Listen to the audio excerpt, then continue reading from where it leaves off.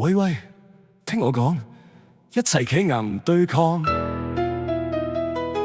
我們偉大嘅祖國係世界上最安全嘅國家。中國香港有完善咗嘅選舉制度，有國安法，有23條，有禁地法，有係眼計劃人面識，有提供電子設備密碼法。9月起全港食肆牌，又有國安條款，有愛國者治港，有中東王子資金，有日繽紛，又有日夜都繽紛，生意好啦喂！開展新田科技城、北部都會區，由亂到治，由治及興，行穩致遠。中國香港社會表面看似平靜，實則暗流湧動，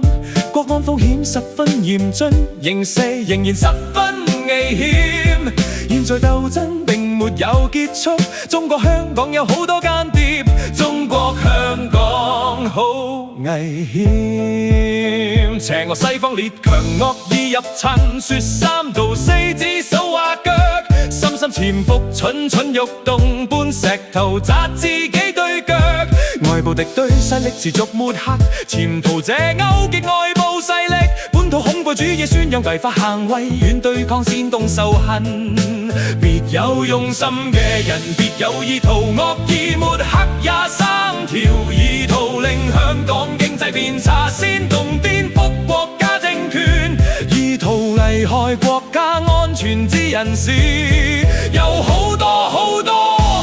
大家提高警惕，團結一致，致以最高規格嘅譴責，強烈嘅抗議，堅決嘅反對，打造高水平安全護航，高質量發展。中國香港人愛和平，但應謹記忘戰必危，忘戰必危，忘戰必危，維護國家安全屬全體中國香港公務員共同責任。即使是前程稱極工人，若在工作中發現危害國家安全嘅標語，除要立即清除外，亦要履行通報責任，維護國家安全。認清反中亂港分子嘅反動本性，犯法就係犯法，中國香港有法必依，執法必嚴，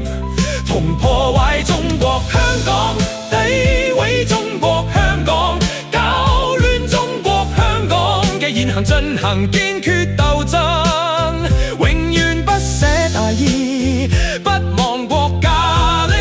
益，大家要看好中國香港，支持中國香港，投資中國香港，把好嘅資源吸引到中國香港，留在中國香港，